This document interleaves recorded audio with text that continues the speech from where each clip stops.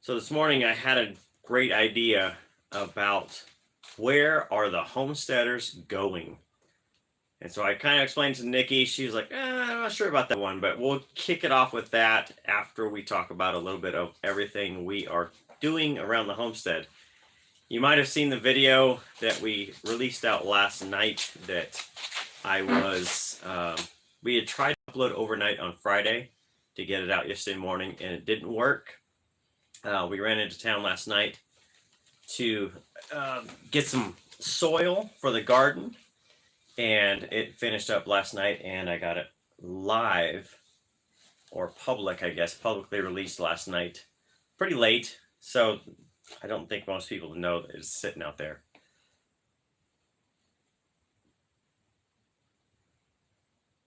You talk. All right, so beyond that, I think everybody, well, if you haven't seen the video, let's go back over it. So the goats are doing well. I have a collie next to the door over here on my right. So good morning.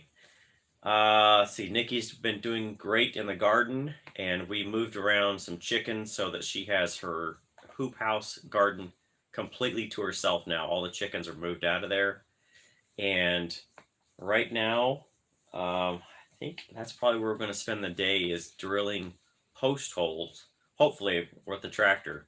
We put the auger on a few days ago, and we're going to take the tractor out and hopefully get some post holes dug for the fencing we need to get done for the goats. You getting it all set up? I hope so. Awesome. Anything you want to comment on what else is going on? The trailer's all ready to go. I swapped the trailer hitch yesterday, so I pulled it up. I think Nikki had talked about it, but I pulled it up to the house. It was kind of pitched down on the truck because the truck's a little low, so I took the hitch out, flipped the ball to the other side, and then that raised the hitch point about 3 inches, 3 or 4 inches, making the trailer sit more level now versus being kind of pitched down to the front, which will help, I think, when we move it around the farm. Yeah. The big thing is we're trying to deal with our absolutely bipolar weather. So this last week was in the 60s. Yes. Today is supposed to be 80. Then Tuesday is going to be 70. And then I think it's 95 by Friday. So we're dealing with the ups and downs and craziness of the weather, trying to get stuff ready. Hopefully, I'm going to get some tomatoes in today is what I'm hoping. I didn't really do a good job at using very much stuff last year just because we were so busy with the house additions and all that that I didn't really do much. I mean, I had some stuff. Like we did the one dome had the zucchini and the cucumbers, which went crazy. But like I had no tomatoes and I had no peppers, and so there was a lot of stuff I didn't do last year that I'm trying to do this year. But now we're behind naturally because of being sick, and so I'm trying to catch up. And of course, the weather is going crazy, so it's always something. Yeah. Kathy says it was pouring. It's pouring here today. It was 80 yesterday. I'd take some rain. I'd definitely take some rain. You know, we had some, and it, by no means great, but we've had some rain this week. Yeah. Here and there. Enough to knock the fire danger down just a skosh, and to knock the dust down. That's nice. That's nice. Yeah. Cleaned off the solar panels. That's kind of the big thing. Yeah. Still waiting on our last holdout on the goats for kidding season. I don't know why Ruby refuses to release the hostages, but I cannot get that doe to give the babies up. Usually she's one of my first ones, so I don't know what's going on there. And then we think we've got one that bred late that it looks like she's starting to bag up. Still really looking forward to being done with kidding season. You kind of feel like you're on pins and needles the whole time for kidding season, even if they really don't need you, because something could go wrong. And so yeah, until they're done, man, I'm just kind of So Kathy's asking, how's the solar going? Is it holding out? Yes. Sort of. So, yeah, we've at least got a system that we're limping along. When we first started the batteries, I think I checked the water in them quarterly. I think when we first started 6 years ago, and I am to the point now I'm having to check the batteries probably every 2 days to make sure the water they are just struggling so bad. It's fine during the day because the sun produces too much power really, so it keeps them fully charged, and it has enough power to do anything we want. Whether we have to run the well, we can run all the electronics, whether it's bread machine, washing machine, freezers, fridge, everything's fine. It's when you go, we stop making power at 5:30 ish. By the time the sun gets beyond the panels, and then by 9:30, 10 o'clock, if we don't run the generator for a good 30 minutes to an hour, it just can't make it all night. Yeah. So we've got one freezer on a timer, one we're just turning off at night, and they're so full it's not hurting anything. But the incubator's running, and I have 3 brooder pads running right now for birds. So yeah, it's everything we can do to limp it along. But batteries have shipped. Yep. The new batteries should be here probably this week. Yep. And maybe even have the new thing in. Yeah. So Kathy said, legit, I missed it, but when did the new batteries come? This week. So yeah. Yeah. So they hit the warehouse Thursday. I got a call from the salesman I've been dealing with. He called and said, "Hey, your batteries have come into the warehouse. We are projecting to get them out in the next 48 hours."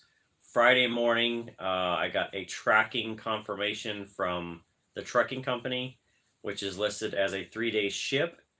So I'm not sure if they went out Friday or not. It shows that it has left. It was in Orange County, California, and then it was coming up to Medford. So I assume they left Phoenix. They went west over to California. They're probably coming up I-5 is my guess, to Medford, and then they'll take probably 140 or however they're going to get here over to Klamath Falls, and then we'll pick them up. So probably early next week, I'll probably get a call that I need this week. You're right. It is Sunday. Yeah, it's Sunday already. So let's say this week, probably in the next 2 days, we may get the call that we need to schedule to meet them. They will probably be palletized. So each battery, I've got 12 of them coming. They are an AGM, which is absorbed glass mat. They are a step down from lithium, the true lithium that don't require any kind of maintenance. These will have a very small amount of maintenance that's required yearly. And there are 12 of them. They are 130 pounds a piece. So they're not even that big, but they're just so densely packed with internal materials. They will maybe last 12 to 15 years. I don't know yet. We'll have to see how long they last, but that's the projection. And then I've got to expand the battery box. I need to do some better insulation, which taking out the trailer, getting that ready for Nikki to be able to put goats in, we actually had a lot of insulation board. From when I did the rabbit barn a few years ago. Right. I put, I think it's 1.5 inches. Yeah. The white foam board with the silver side. That's the roof. That's how we did the inside of the roof of the rabbit barns to help keep it cool. Mm-hmm.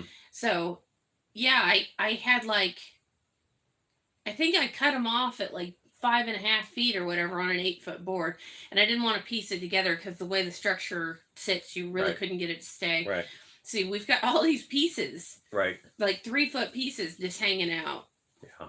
So. Yeah, I'm going to use a lot of that to re-insulate this battery box. Not block airflow, but it will be insulated enough that we will try to cut down on the cold temperatures is what really hurts these batteries.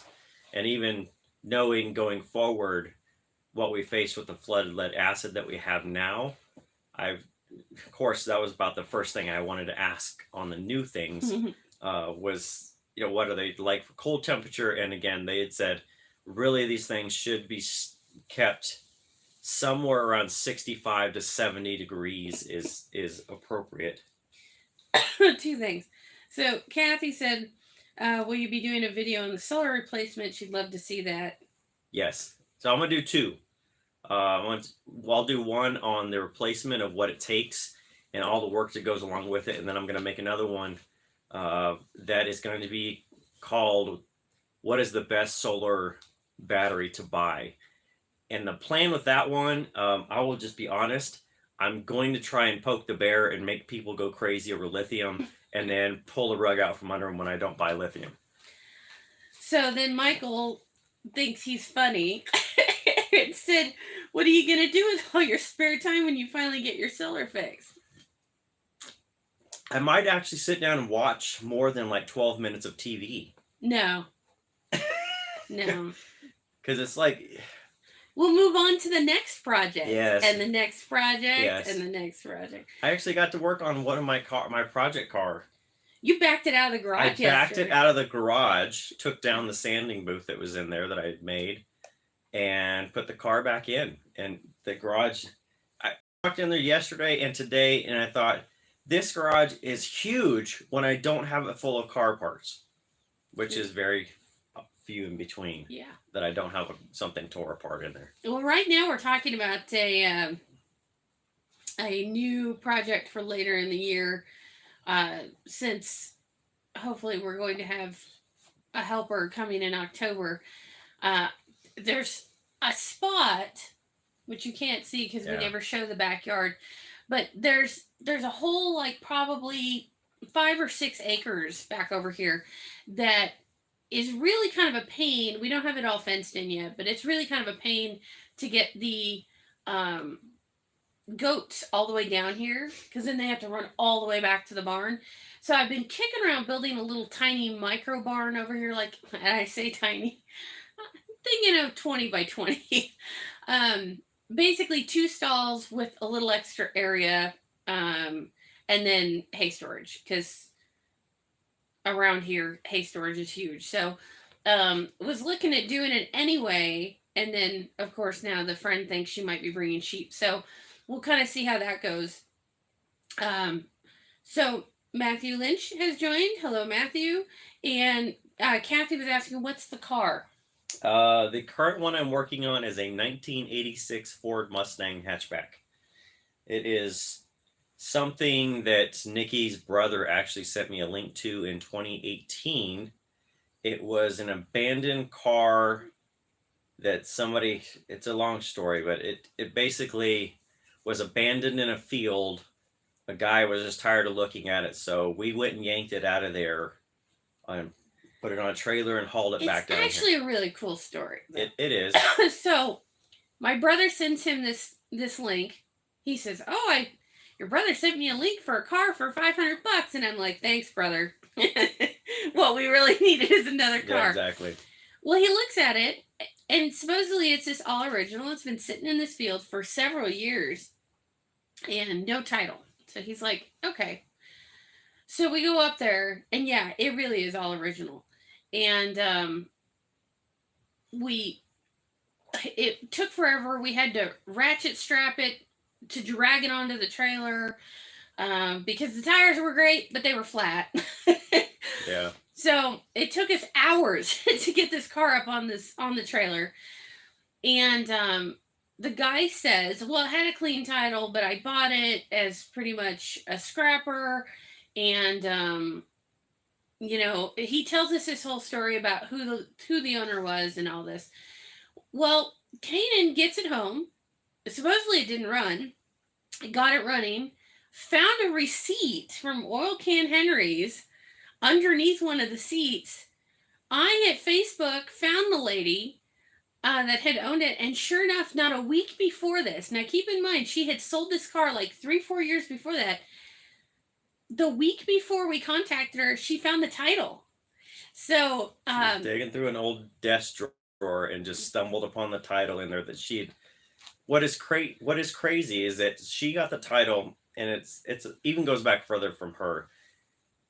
It was an older couple that had it, and I don't know if they were the original owners or not. She said they were. So think about this: the original owners from 1986. It was a family car. The father passes away, or both the parents passed away. Their son is the one who sells it, so the title is signed over. She buys it. This mom buys it, and it was going to be a restoration project by her husband for her son. And so she buys it. Her husband, who is an engineer, she said, he passes away, and he was only like 40 or early 40s, or he was around 40s. My age. So he passes away. She takes it into Oil Can Henry's, and they did some work on it. And what I found out was the reason it wouldn't run is they did not connect the fuel filter up correctly. So it allowed air into the fuel system, and it just died. It can never keep pressure on the system. So she can't keep it running, and she gets frustrated with it. So she sells it for scrap. And what did you say, $60? $60 to this guy that she really didn't know all that well, but he told her he was taking it down to scrap. Well, then he ends up parking it in a field, right, and sells it to us for like $500, right. But she had come across the title later, thrown it in a drawer because she said, well, I'm not giving him the title over $60. It's already been scrapped. Yeah. Well, then we come back all these years later and say, oh, well, we just bought the car. So we offered to pay her something for the title, and she was like, nope, don't worry about it. Sends us the title. That's when we find out that both the people who had signed off on the title were actually deceased. Right.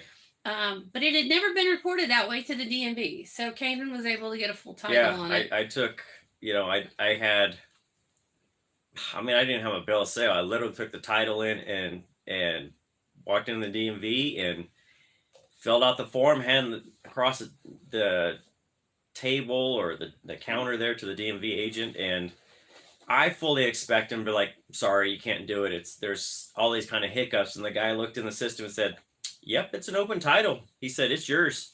Just make the check out to blank and for this much. And so we got a clean title on a car that we pulled out of a field. It was full of surface rust. Mm-hmm. And I mean, it was the craziest thing about it is this car, I'm sure the tires have been replaced because it's got about 166,000 miles on it. But other than the tires being replaced, and yes, the fluids were serviced, it is an original V6, and they changed the tape deck from the Ford piece to something aftermarket. It was an aftermarket tape deck, and I assume it was like a Panavision or something. It was nothing great, but it was something so old and original. You just thought this was probably done in like 1988, and back then it was a real upgrade. So I've taken it down. I've literally stripped this car down to fasteners. I replaced the heater core. It really is in good shape. The worst thing that's kind of goofy on it is we got looking at the taillights after we got it home, and it was like they had been broken at some point. Yeah. And they had like siliconed in parts and pieces of the right color reflector. It's really wild. Yeah. Do you still have those? Yeah, they're in the garage. We should take a picture of them and put them up for the members only just to see it. It's wild because from a distance when we first looked at the car, we didn't notice it, and then when you got up to it, you're like, "What in the holy bejeebers?" But yeah, it was all just probably tubes and tubes and tubes of silicone to hold it all together. I know that they backed that car into something because the right rear quarter panel right at the tail light where it matches up to the body, it had a good dent in there. I had to do some metal work to pound it out.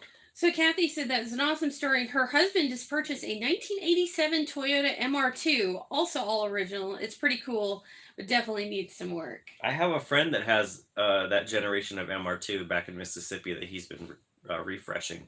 And he's done the same thing. He's torn it down to nuts and bolts and got it back original. He's got engine rebuilt, transmission rebuilt.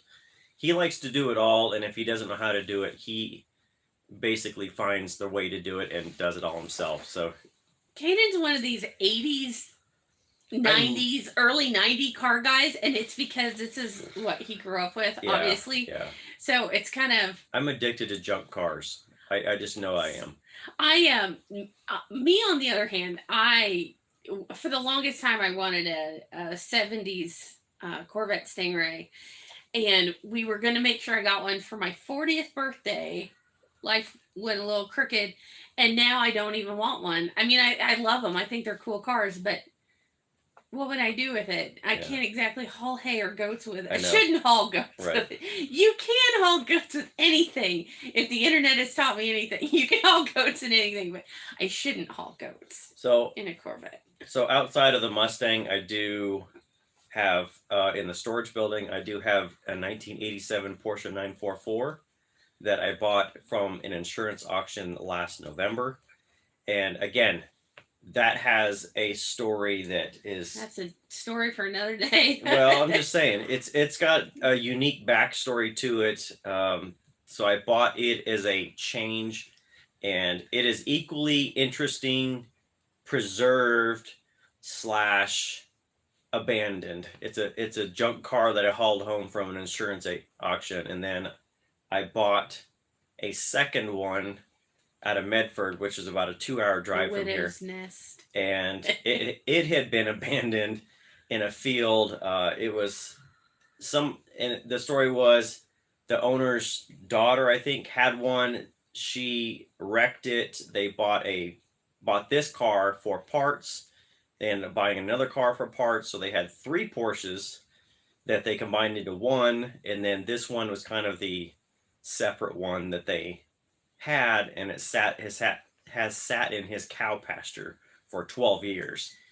So Kathy says she's definitely not hauling anything in the MR2. Never say never. Yeah.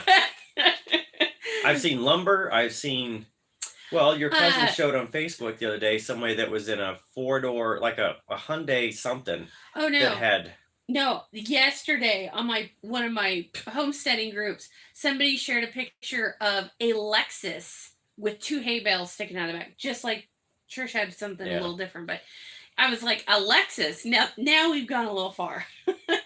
But what was that car that they picked up all those chickens in that time? G35 4-door sedan. Yeah, so people do wild stuff. Yeah, I should have. So when we moved from Mississippi to Oregon, we gave away a lot of the chickens. We were just like, man, let's just get them out of here. Was it gave away or sold? Anyway, we got rid of a bunch of chickens. So the guy showed up with a cage, and he took all these chickens, and he showed up in a luxury sedan, leather interior, all the pieces, had a cage in the back, put all the hens in there, and then he's like, what are we going to do with this rooster? The meanest. This is the meanest little rooster I've ever owned. And I've owned some really tough little dudes, but he was mean. He was mean. And so what did they decide to do? They let him loose in the car, hoping he would lay down on the floorboard. And I was waiting for the news report that a car had flipped over on the interstate and a rooster was running loose, attacking people. He was so mean. I can't imagine they got him all the way home without him attacking somebody. Yeah. So. But yeah. So that's kind of the very long version of what's been going on around here. I worked in the garden yesterday. Mm-hmm. Like Kanan said, we got some soil, trying to get the tomatoes in. That's kind of the bigger stuff. Like we had most of it in that video. Today we're gonna go drill holes with the auger. Hopefully, keep your fingers crossed. I really need to get fences in. Yeah. And we didn't have our normal spring rain to where the ground would stay soft enough long enough, so we're really kind of not sure if this thing is gonna work. And then we're just having our normal Sunday morning reflections on things like we were talking about some of these other YouTubers, and what we're starting to see a trend, at least in our opinion, on YouTube is some of these, I'm going to call them faux steaders. Some of these great big channels that are making videos and not necessarily living the life. We're starting to see where it looks like people are starting to get that. Like numbers are coming down. A lot more channels that are actually doer channels are starting to climb up a little bit. Yeah. Some of that I think is probably because so many people from last year that were sitting at home are now out and doing other things. So I feel like the entertainment homestead channels are finally going away, and maybe we're getting back to true live informational type channels is what I hope is happening. Yeah, it's interesting to me because I think everybody last year needed some entertainment. They needed a break from reality because reality was kind of stinky last year. It still is. Well, it is, but I think last year everybody kind of started getting out to there. You saw a mass movement of people leaving the suburbs trying to get out to their own property, and when they got there, they really wanted to find people that were in a similar situation, whether that's in their area or had a appropriate size acreage, or they were growing the same things or raising the same animals. They're really trying to find the doer channels that were doing similar things that they could kind of get some information off of and follow along. I feel like last year the entertainment channels was great for people that just wanted a break. They didn't want to have to worry about gardening so much, or they were looking for nichey things. There was, what we saw, camels and emus, and I mean, just a wide array of stuff that on any given day is just not something you would choose to do unless you're trying to do something different and nichey and try and get people's attention for that. And now I think that's starting to flip around. People are starting to look for the doers that are ahead of them. Basically, they're already growing stuff. They're already raising things, and they want to look at barn plans. They want to understand, what fencing do I need? Do I need a livestock guard dog? Do I need? Yeah.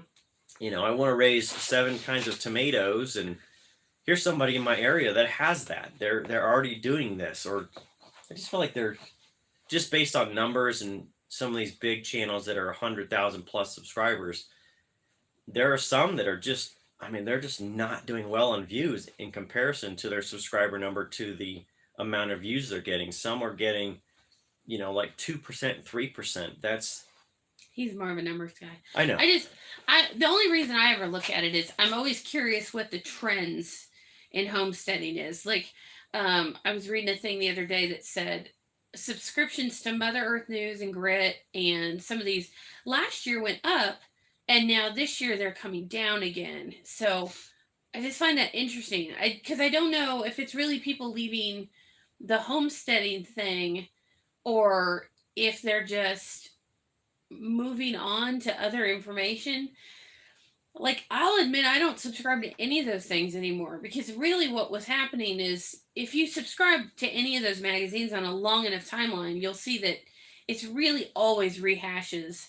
Like, every spring we're going to get articles about the best chickens to have, and the best tomato varieties and the best this and that.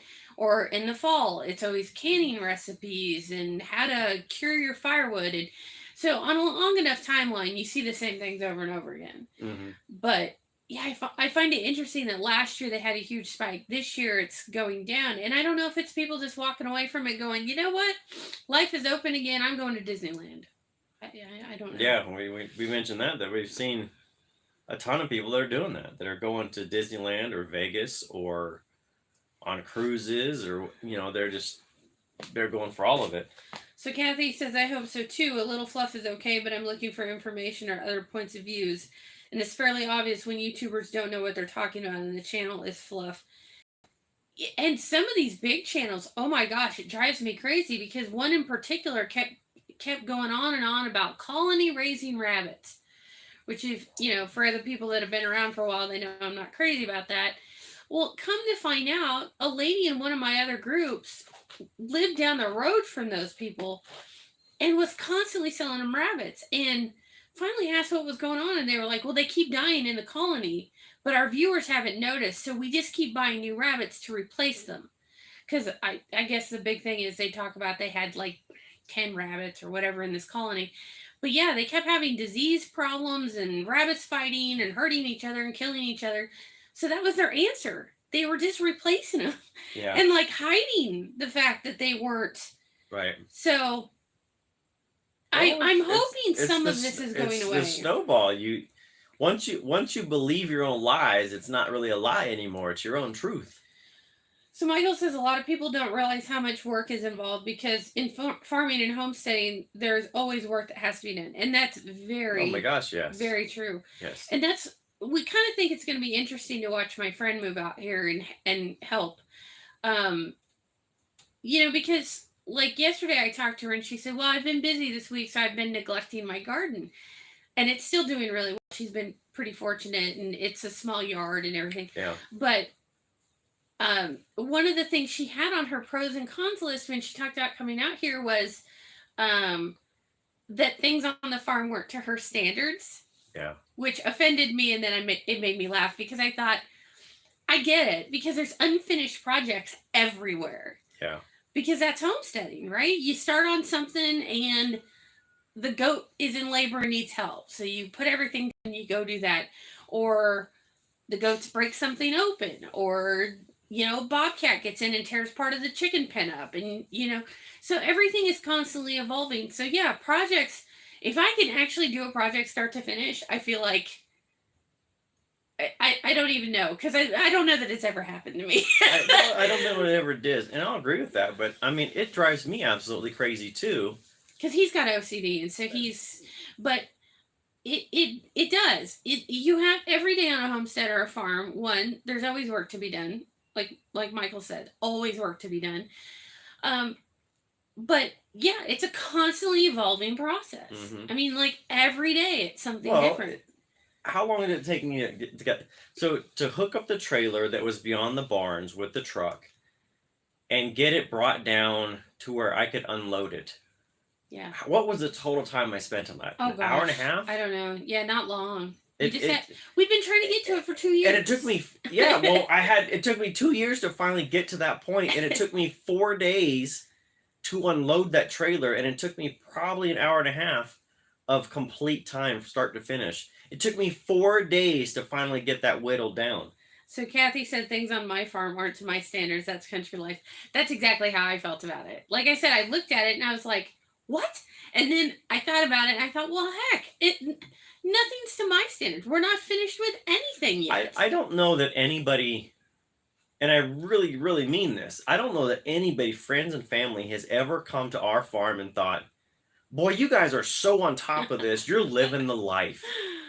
Most of them go, I don't know why you want to work this hard. Yes, that's what everybody says.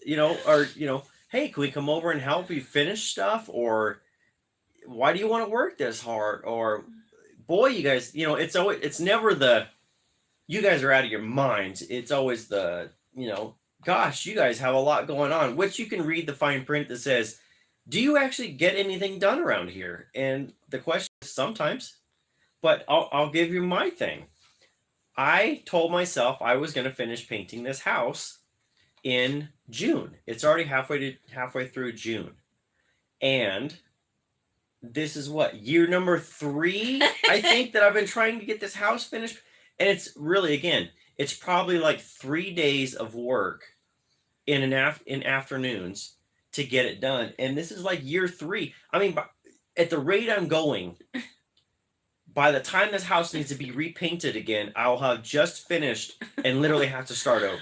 And this is how bad it's gotten. When he started doing some of the front of the house, he basically had to redo most of the rest of the house because it had been a year and a half of sun bleaching and the color didn't match anymore. And it was like, well, okay. I know, and it's yeah, it is what it is. It is what it, I mean, it's, at a certain point, it's funny, but it's only funny because it's so true. Yeah. But yeah, there is. It's always a work in progress. And yeah. Like we were saying, though, we're seeing this change online in both magazines and yeah. YouTubers. But that's not the only change we're seeing, right? So we know that last year and early this year, everybody's buying property. And so my parents live with what was some empty lots behind them, and the big piece got subdivided off, and now they're all being bought up, and my parents have their stuff together, right? They're on solar. Everything works. Dad's got a lot of equipment. His buildings are all done. They've got some big greenhouses. They're set. Unfortunately, what this means is all these new people are moving in and they're like, hey, that guy over there has got it figured out. That guy over there has equipment. That guy over there can help me. Yeah, like everybody wants to do...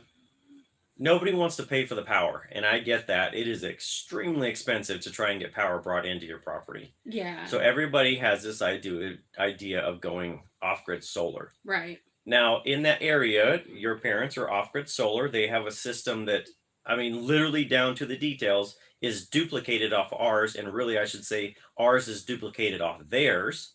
Right. Because they put theirs in first. About a year before us, they had theirs in. Even though they were the same design. That was something her dad and I did. We designed a system that would work for both of us, and we bought that way, and then now I'm changing battery technology. But that, anyway, like she said, her parents... I'm going to tell him that, Kathy, that I was trying not to interrupt Kanan, but that your dad is now more popular than the Kardashians. Yeah, possibly. But... with her dad having his solar figured out, I'm gonna start calling him Daddy K. Yeah.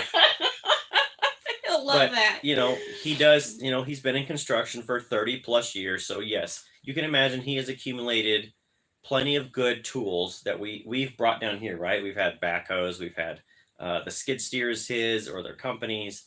Truck, trailer. Whatever it is between us, we have everything. So all of these new homesteaders have bought property, and none of them have, it's not like they sold out $1 million house in Portland and decided to move here. They have, I'm gonna call it fleeing. They've fled out of suburban areas like Eugene or whatever else to the, what I say is cheap land out here, and they've come out and they're trying to nibble their way into homesteading. So they've got in a small garden, and the interesting thing was we had told them, Nikki and I had talked about, possibly moving because of initiatives and different things. Her parents were looking at, they liked the I-5 corridor. They had lived there, a couple different times. They liked the growing season over there. And so we had looked at ways to possibly go with them if they went over there, because they're at the age of retirement. So, in 20 years, they're probably going to need help with things. And that's just the way I don't want to say it's when you get to that age, because that's the family joke of it. But, yeah, everybody's parents get to that point where they're probably going to need some help. And we had talked about, how do we support that? And we had looked at, is there a place we could buy as a big compound and put on a couple houses that they could have one, we could have ours. And we looked at different ways, and we just thought, we really don't want to leave here. Right. And so we made is a joke, yet... You weren't going to go into that. Oh, yeah. I'm not going to go into that. The big thing is, now that all these people are moving around my parents, they're thinking about moving. Basically, they're basically fleeing the new homesteaders that want to, suddenly need help. Yes. And I kind of get this. This kind of hits me right where I live, because I talk about this a lot, about the number of emails that I get of local people who want to come hang out for a day, and it's like, and help. Well, you're not helping me, but I get that distinct impression it's going to be help for somebody, but it didn't, not for me. Yeah. So Michael says you have to be able to multitask and prioritize, because you never know what's going to hit you next. Absolutely. And this year alone, after being sick for 3 weeks, and then kidding season started early for us. Yeah, absolutely. Kathy said totally agree with totally agree, Michael, and I would be be willing to adapt to all situations without losing it. And I can't say that I do that. He can't either. Sometimes, man, something comes up and you're just like, this is ridiculous. Oh, I have my days where I just completely I lose it. Yes. I'm just gonna say I lose it. at the end of the, after a good meltdown, we're able to move on. Yeah. So Jack Hawk is up on Bly. He says, I'm here on Bly, and people keep moving on land around us and keep coming to our property asking questions on how to live off grid. And the first thing I say is we moved out here to be alone. Or be left alone, sorry. Yeah. He also says, because Kathy says you should make a sign. He says, we do. It says no trespassing, keep out. So glad we fully fenced our property. The German Shepherd and Belgian Malinois. Yeah, I know. Keep most 10 feet. But what's crazy is right, where our property line sits and the road that comes in, we literally put up 2 signs that say no trespassing, end road, and that, and people still blow by those. And we have signs, for all the security system we have. Oh. We have sign for. Remember last year? This is how stupid things were last year. Before we found out that somebody had bought the place next to us, all of a sudden in the spring we start getting all these people coming down the road. This is what prompted us to put the signs up, right? So people would blow past those signs, drive down to where we had gated across the road. Well, the fence that closes that part wasn't up all the way. We've literally got fence posts through there, but right. No fence. People would just drive out and around and come in between the fence posts to trespass. Yeah. And it was like, what are you people doing? What are you people doing? Well, it got so bad, after, we put in a gate that people sometimes would go through, sometimes not. Sometimes they would be like, oh, I'm going to go around it. So I went out, it's forest. So guess what? I drug the biggest, nastiest trees that you're going to have to 4-wheel overdrive and probably get stuck. And they did.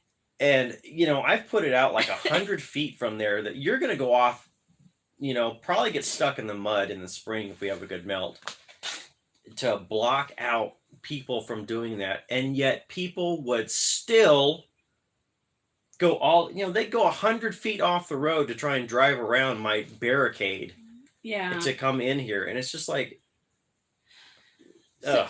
So Jack said water is the hardest to get. So we have unlimited well access and people keep asking for water. I tell them the same, go to K Falls or to the KOA. Water around here is crazy. And it is. I'm surprised with so many people out here needing water that there really is no water delivery options. Our old neighbor, they killed their well. That's a whole story in and of itself. They killed their well a couple years ago when they were still living here and had 18 horses back there. So he had one of those great big IBC totes and was running in and out to get water 5 and 6 times a day, beating the bejeebers out of the road that we all share.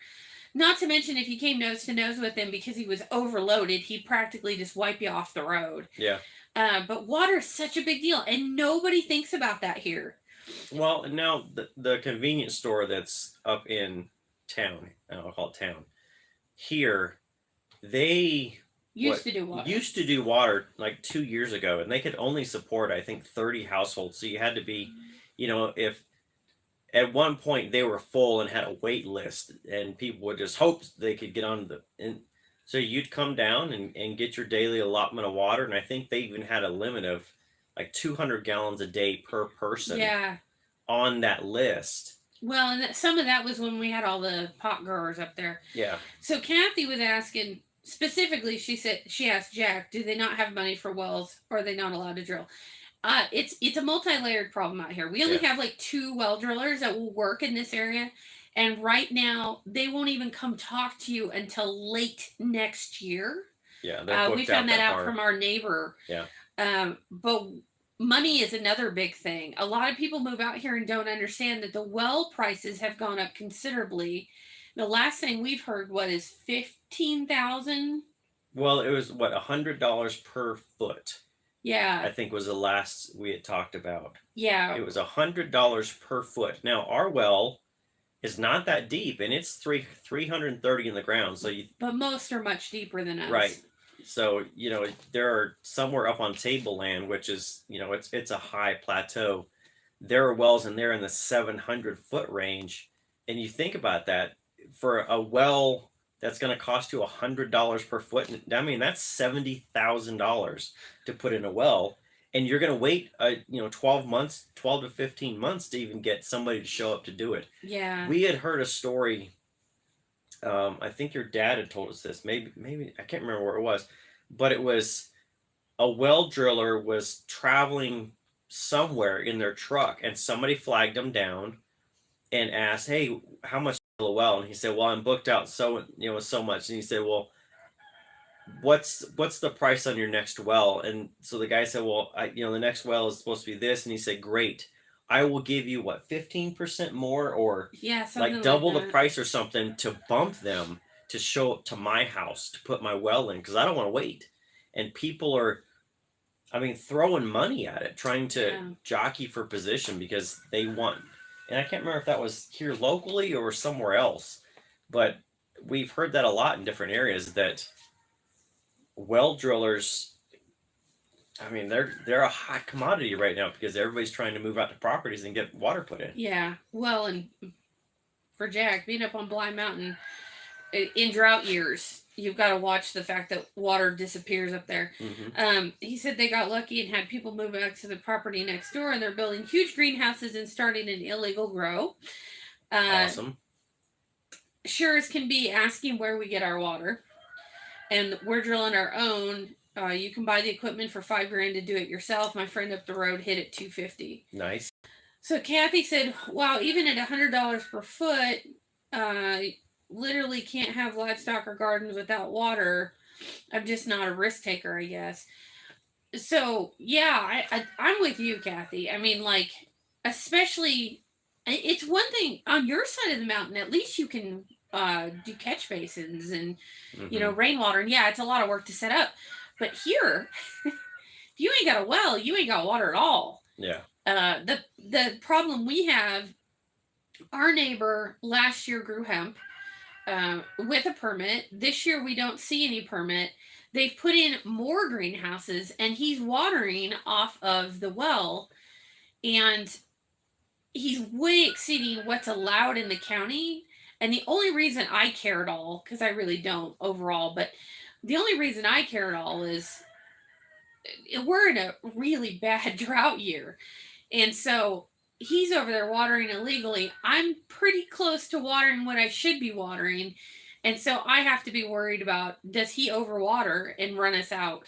Yeah, because we all flow the same aquifer. Right. That's where we are. So it's always a concern. And there again, I look at it as, if, let's say, our wells, combined wells, and now the aquifer run dry, we have everything invested in here, and there's no way that we could keep this place going with having to go get 200 gallons at a time from town or the store, if we could do that, or for somewhere else. For somewhere else, he doesn't have a lot of infrastructure. They had talked about building a smaller cabin property as a vacation property. That's out the window. Yeah, I mean, he could up and pull everything out and sell off the property to somebody else, and we'd be like, well, now what? Yeah. We don't have the ability just to sell it all and go somewhere else, because he's from California. He comes up, into here to do his stuff, and this man. So we'll see what happens. Yeah. I mean, we have a pretty strong running well, and the nice thing is, to a certain point, the Spring River is not that far from us as the crow flies, so we're probably fine. But it is a concern. Yeah. Luckily, it's just us and him, and I gotta imagine what they're doing is some kind of drip style irrigation on the hemp that they're growing. So yeah, I don't think they're hand watering or going crazy with it. But so Kathy says, a lot of my garden is hugelculture, and I only have to water once a week or two. We have a well, and it's deep on our property, but it's still smart to conserve. Absolutely, and I think everybody in the Klamath Basin should be getting a lesson on the whole conserving water thing right now. I am redoing a whole bunch of my beds, trying to convert them to hugelculture, but because of being sick, I ran out of time. So there's a whole bunch I'm probably just going to leave as is and have to try and do next year, probably. Yeah, to try and do next year. So I don't know, but I will say the hugelculture thing is working. I'm doing it in raised beds. I don't have the true mounds because I already have a garden full of beds. So it's been tedious. But I do see where they're holding a heck of a lot more water. So Yeah. yeah, it's just kind of interesting. Um, Kathy said, Jack, maybe you can draw your neighbors for trade. Green Tiger Freak says, I'm late to the party. Is it about the drought in the West? No, not really. No, we're kind of talking about everything. But, yeah. Um, really, the thing I thought about today was, where are all the real homesteaders going to go? That was kind of the thought of today, and it's kind of getting back to that. But those of us that do, you're seeing that huge influx of people trying to get into it, and a lot of them, I mean, I don't want to say that they're one trying to buy their way in, or they're trying to, only put in half the work of trying to get into it, and they're trying to get in as cheap as possible. I mean, that's what happened to your parents this last week, that we talked about their solar. The neighbors came over and said, hey, we're going to go into, do this off-grid solar system. We've got this crazy idea that it's going to, mix and match and do all these pieces. And he's just like, get me out of here before this fails and they come over and need more help. help. Yeah. But that's the thing. One of the things that I continually preach this is that you build a system to match the lifestyle you want to lead. And a lot of people don't do that. They put in the system, they do the minimums. Yeah. And nobody ever decides that when they go out here that they're going to be like, all the stuff I've enjoyed doing for 20 years and all these things, I'm just going to stop doing them today because I don't have the power for it. They still do them, but everybody thinks they can trick the system, and it doesn't work that way. Jack said, we moved up here to be left alone. Unfortunately, people move up here and think they're still in the city.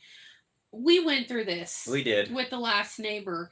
And it seems like people, some people, or they move to the country and then just decide all bets are off. So when the neighbor moved in, they had, 7 dogs.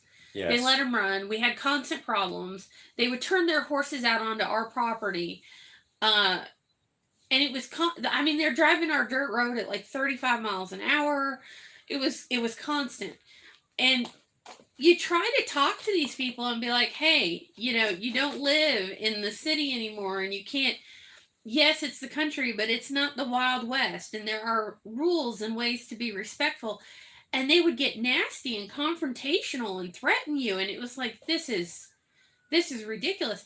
And we're seeing a lot more theft out here in the country too. Like a lady I know up on Blind Mountain just had some IBC totes and firewood and a bunch of stuff stolen. And yeah, it's this influx of people. I don't even know. Yeah, it's weird. I mean, the housing, I don't know what would you call the estates, but anyway, they're constantly having problems up there of theft. Yeah. In the town we live next to, we watch the police scanners just to kind of know what's going on, but it's a constant problem. I mean, there was a tractor stolen from a dealership, a full-size tractor in the middle of the night. They got in hot wired and stole. Yeah. A pizzeria in town that somebody broke into and smashed up, trying to get into the ATM and the cash register. I mean, it's nonstop. Car theft. I mean, it's crazy. Yeah, car theft is always bad here. So Jack said, I even have people asking how to hook up solar. It's like they moved out here without doing any of the research. That's about right. It. The number of people who contact me about stuff like, well, how do you grow whatever here? Because we bought plants when the Grange or Diamond put them out in April, and they're all dead. Seriously, did you not look at when our average last frost dates are? I don't know that anybody. I mean, it's a rough guide around here. Well, but I feel like people don't know how to research anymore, because yeah. I mean, it's like you go into if you went into a public library and said, I want to grow tomatoes, and they went, see that all the racks of books over there, that's gardening, and part of that is what we were just talking about. That the problem is a lot of people have gotten away from true research and gone to YouTube. And what were we just talking about? A lot of homestead channels that really have no idea what they're doing, trying to teach. But well, it's like that with blogs too. I mean, the unfortunate part is the written word anymore. Everybody's just trying to outdo each other. Now, if the foundational information was really solid, by the time it's the fifth time it's rewritten and continued on more and more and more, it's not the same information anymore. It's like that game you play in school. What? The whisper game. Oh yeah. It's the same thing. You might start out with good information, and then everybody kind of. But by the 30th kid that goes around the room, it went from Michael Jordan loves donuts to, Scottie Pippen likes to eat watermelon, and it's like. So I'll read you some of these comments since I know you can't see them. So Kathy says, I'm on my mom's property right now. I do all the farm work in exchange for a place to park our tiny house. We're building a 10x40 tiny house right now, and then we'll purchase property. I hope you can find property when you're ready. Yeah, it's getting crazy. That's a whole nother thing. Robin says, I feel fortunate. Neighbors stick to themselves, but look out for each other. And we have some of that in the area. We do. There are parts of town that are not exactly that. Jack says, don't get me started on dogs. The whole reason we fenced our property, trying to keep our cats alive, they're worth their weight in gold for rodent control. Yep, that's why we have a bunch. I would feel that way if we didn't have so many. Kathy said, butchered chickens last year for the first time and hopefully starting with rabbits soon. And Jack said that we've been up here for 15 years on 2 different properties. You got us beat. We've only been down here for 8. Yeah, you've been here for 8. Yeah. So not quite so long. Yeah. My parents owned it for 7 years before that or whatever, but just as a vacation place. So yeah, it's interesting. I don't know. I mean, we were talking about the theft thing a minute ago too, and it's I was thinking last night, what would happen if it hits us? Because we're kind of off a side road that it's hard to find. Even the people that say, I know exactly where you are, they really can't find us. So it would be somebody that kind of stumbled upon it. We're home most of the time, and you really don't know that we're here or not. As we talked about 3-4 weeks ago, where Nikki surprised a couple guys that were casing our house with their binoculars, that she popped up out of the bushes like, hey guys, and they panicked and sped off, and she cut them off getting out of our valley. I don't know. I think the first time that somebody shows up here and steals something, I'm going to lose my mind. Well, that's good. Because, the thing that bothers me is, as we've seen with multiple people that get their houses broken into or things stolen, the police are not going to do anything unless you have the exact definitive evidence. You have a profile picture and a front picture, and you have the person's social security number and where they live. They're not going to do anything. Well, and that was the problem with this lady that I know up on Blind Mountain. So, like I said, she had 2 IBC totes, some children's toys, and some firewood stolen. And she called the sheriff's department, and the sheriff's department's response was, do you have cameras? Well, no. Do you have a gate? No. Do you have fences? No. And they're like, well, how are we supposed to help you? They didn't want to come out. They didn't want to do a report. And she's so frustrated. And somebody said to her, well, in all fairness, what are they going to do, right? It's firewood and IBC totes. And if you know anything about the big white IBC cage totes, here, literally, there's 1,000 of them. I see them every time I go out, tons of them in people's trucks. They use them for everything. I've seen them used for goat sheds and hauling water and a million things, a million uses. So, the police are like, the sheriff's department's like, are they marked special? Well, no. Then what can they do for you? I mean, there's nothing. There was another lady up on Tableland that just had a bunch of cattle panels stolen. The big welded wire type cattle panels. Same thing. how can we help you with this? You know, no camera, no fence, no gate. How do they help you with it? And I think, unfortunately, I think the thieves are starting to figure this out to the point that if you're not home and it's not nailed down and they can get away with it, they just help themselves to it. It's getting to be a real problem. And I was reading an article the other day that said that agricultural theft is up huge. I guess a lot of people are having stock trailers stolen again and tractors and that kind of thing. And then, of course, Kanan just mentioned the local tractor dealer in town just had a tractor stolen off their property in like, what, 15, 20 years of being there? Yes. The only other thing they've ever had stolen was a chainsaw one time. So it's crazy. Things are definitely getting a little out of hand. But yeah, so we're, you know, between that and all the new influx of people, you're starting to see a lot of homesteaders move out and try and go elsewhere. The question that we always come back to is, where do you go? Yeah. You know, where do you go that's any better? I feel like some of these states are slowly waging war on us with these initiatives, like what you're seeing in Colorado and what you're seeing here with these can't butcher animals initiatives. You know, Tennessee a couple years ago tried to ban raw milk. So I don't know, guys. These are our Sunday morning breakfast conversations where I'm like, I don't know what's going on. I just don't. Yeah.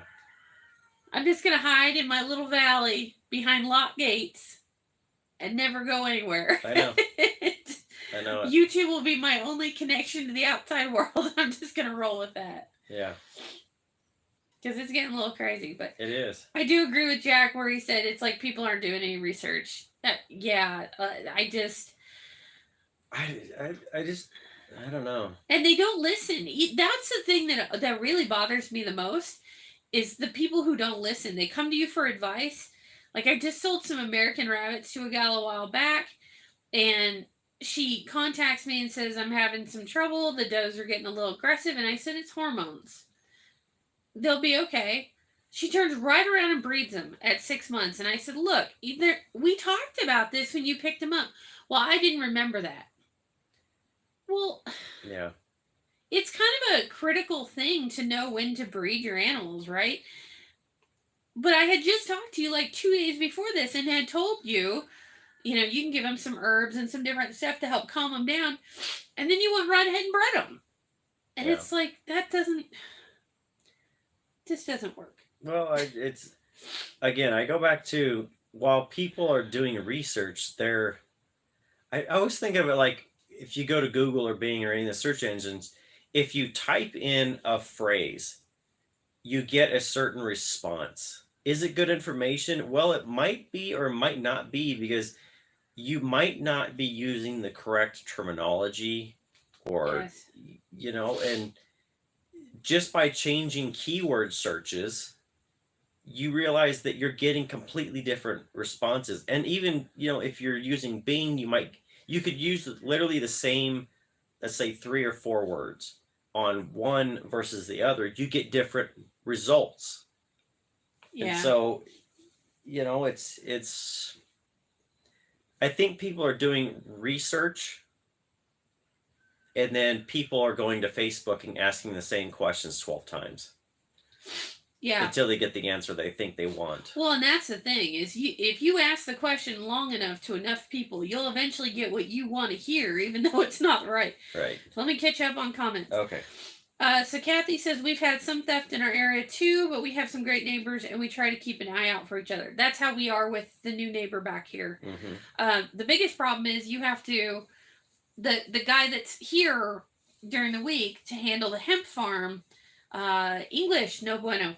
So we have to talk to the guy who owns the property, who just learned English like 2.5 years ago, but is much better. So you have to talk to him to get him to relay to his guys, you know, stuff like be on the lookout, keep the gates closed, that kind of stuff. Yeah. Robin said you need a large island with only good people. We looked at that. We honestly did. We looked at like where can we buy an island where we can grow our own food and the problem you run into with islands is all of them are somewhere where you're prone to like hurricanes, yes, typhoons, that kind of stuff. Jack said exactly. There's nowhere to go. Alaska's a no-go. Got friends in Alaska. They're coming back to Oregon. My cousin has lived in Anchorage since I was in grade school, and even she is like totally sick of the malarkey. She's like, we just keep getting all these people up here moving to Alaska for the freedoms and different stuff. And she said, one, Anchorage is becoming super liberal. And she said half these people just have no freaking idea what they're doing. And then they get completely shell-shocked at how expensive anything not in a can is as far as food. And even canned goods is higher up there because everything has to be brought in. And she said they're constantly having town halls and complaining about what we can do and how to do stuff. And she's like, I'll tell you what you can do. You can go back to the lower 48. Well, but they're, going to touch on that first. We even had that here. We missed out on a community meeting down at the community center. Yeah. 2 or 3 weeks ago, and I saw some of it on Facebook because we have a local community watch group, I guess you call it, or community page on Facebook. I mostly just sit there and watch the comments. I really don't comment because I don't participate in a lot of things.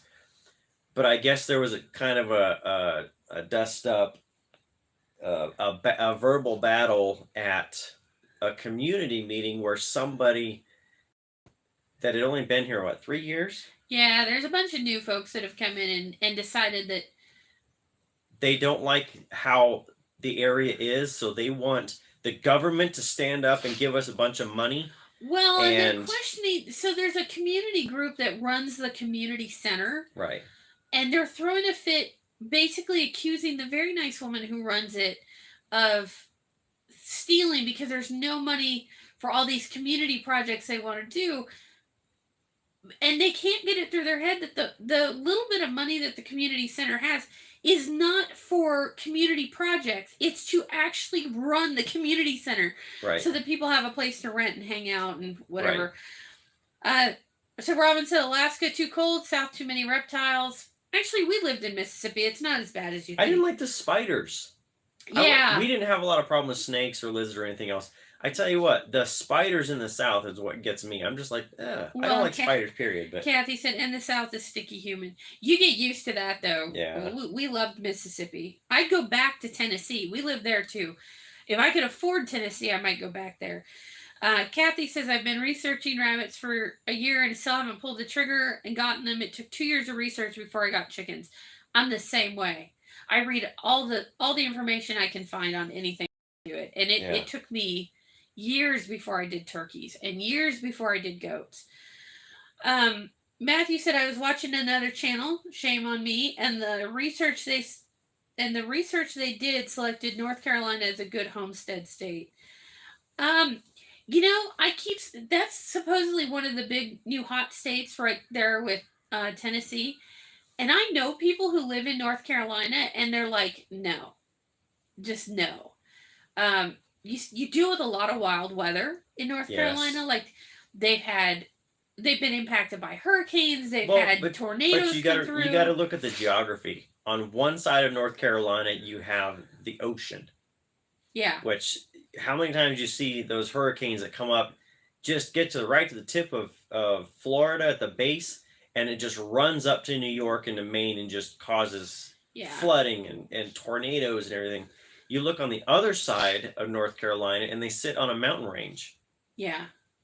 And so while you get weather that will show up from the east and cross North Carolina to the west, hit the mountain range, and it bounces back and it curves and it comes up. So, and you have a lot of, so what they're telling me, because they're big into dairy goats, and they've got LGDs and everything, and of course rabbits, because that's how I knew them. They were telling me that they've had so many new people moving in from the western United States that they've now gotten to this situation where these people are coming in and changing all the zoning rules. So they got notice to appear before the committee or council or whoever it was, because the neighbors didn't like that they had these big, huge, dangerous looking white dogs. They're just Pyrenees and Pyrenees crosses. And, like the one said, our dogs have never gotten out, ever. They've lived there like 15, 20 years. Never had a problem. But the neighbor didn't like the looks of them. And so they were able to get it defeated. But this is the kind of thing that's happening everywhere, right? Tennessee is having these same problems. So I don't know.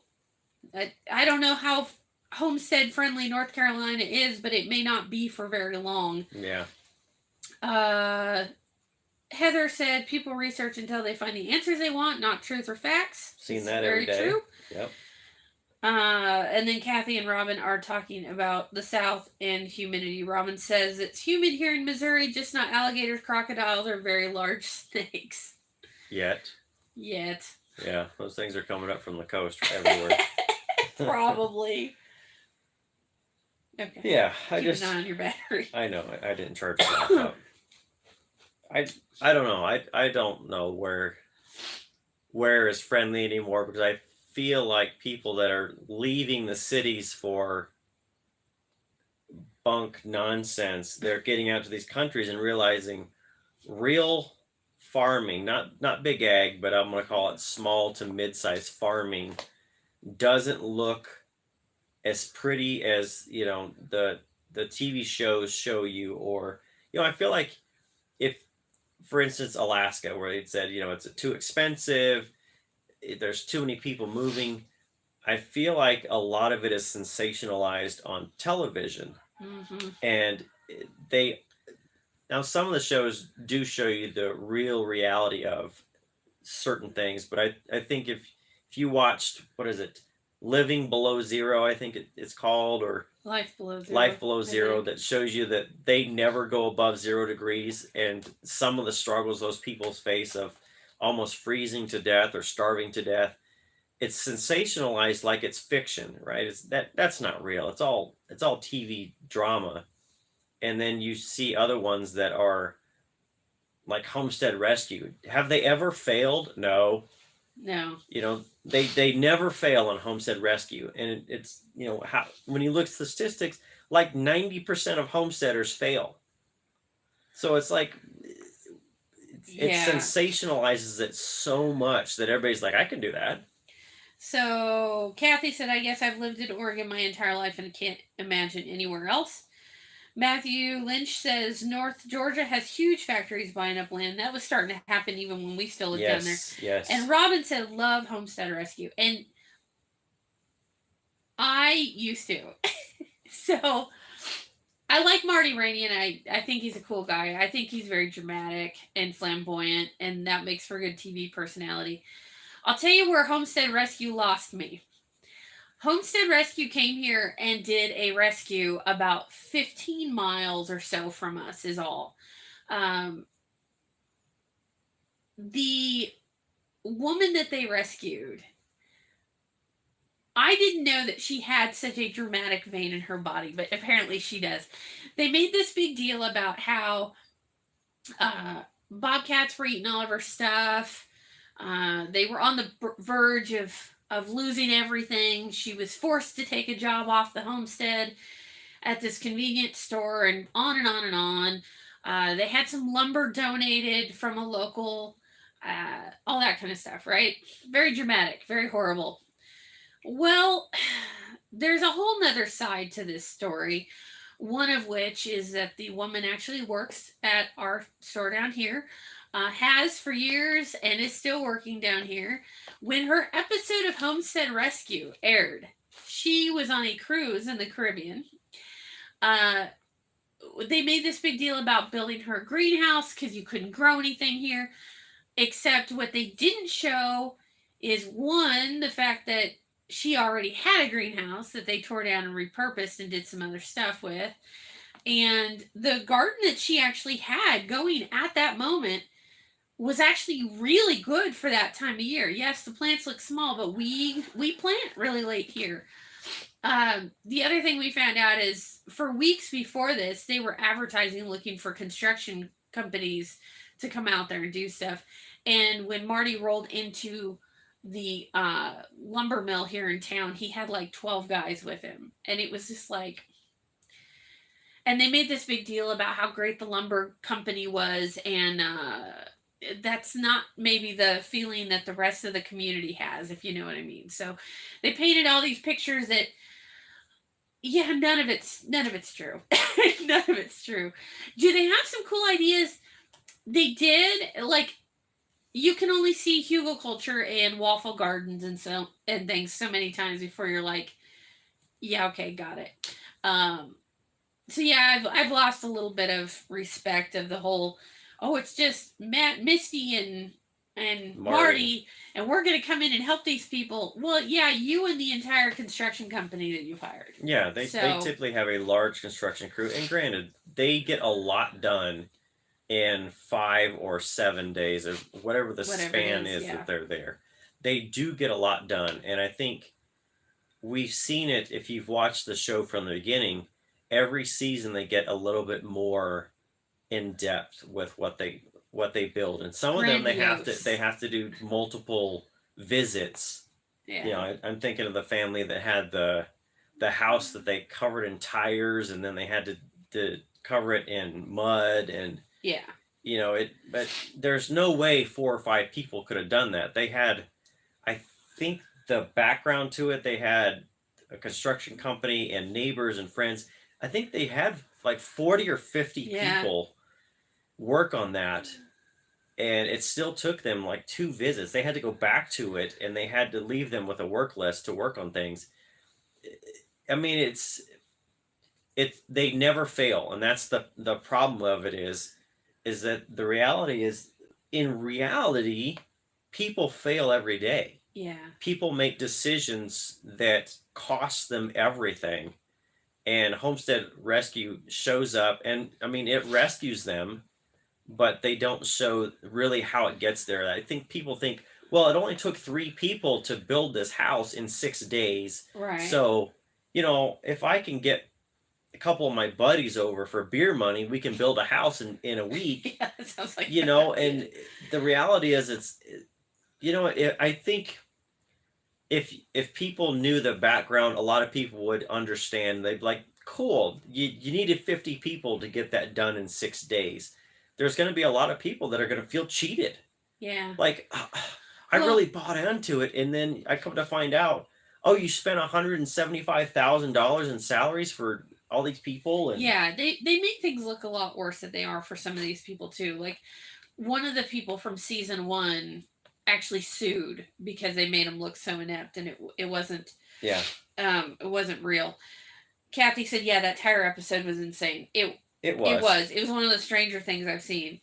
Jack says, "I've never heard of Homestead Rescue till now. I live the life that I don't need to come in from a hard day of homesteading to watch it on TV." It's not made for us, Jack. It's not made for the doers. Yeah, no. If anything, to me, it's very soap opera like at this point. The drama of the Homestead Rescue Rainy Ranch thing. Their house did burn down. I follow Marty on Facebook. I don't know. It's gotten a little too dramatic for me, and not enough actual real. Well, but the biggest problem I have with these shows is kind of like any of these rescue type shows, and that is, some of these people don't need rescued. Some of these people need to sell out and go home. Yeah.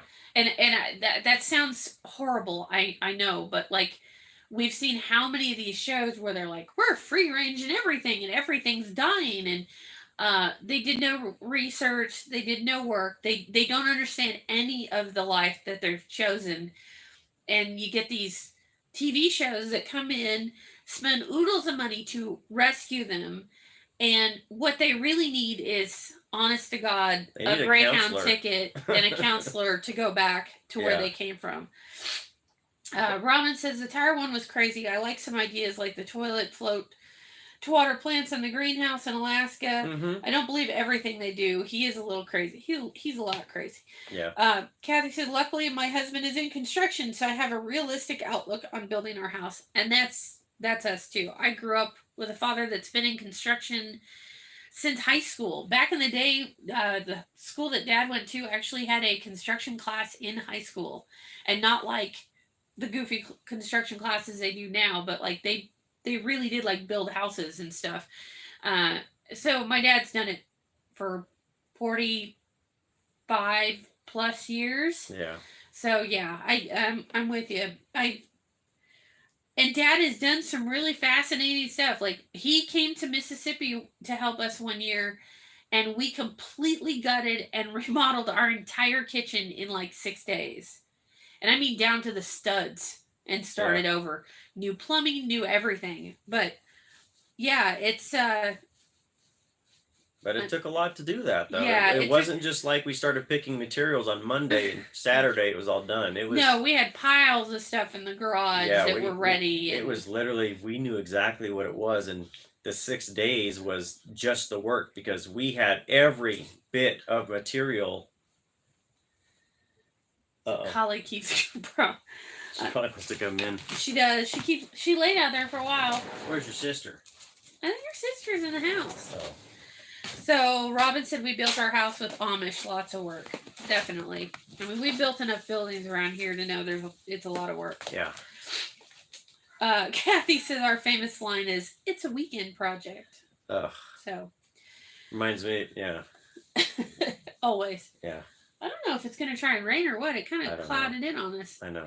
Well, we're at the 80-minute mark, guys. This has gone a little longer than I planned to have. So we got chores to do. I got goats to feed. We got some baby goats to feed, and I got to go get the tractor started and warming up. It's throwing me an engine code right now. I'm not sure what's going on with that. It seems to be working pretty good, but the engine light is back, so we'll see what's going on with that.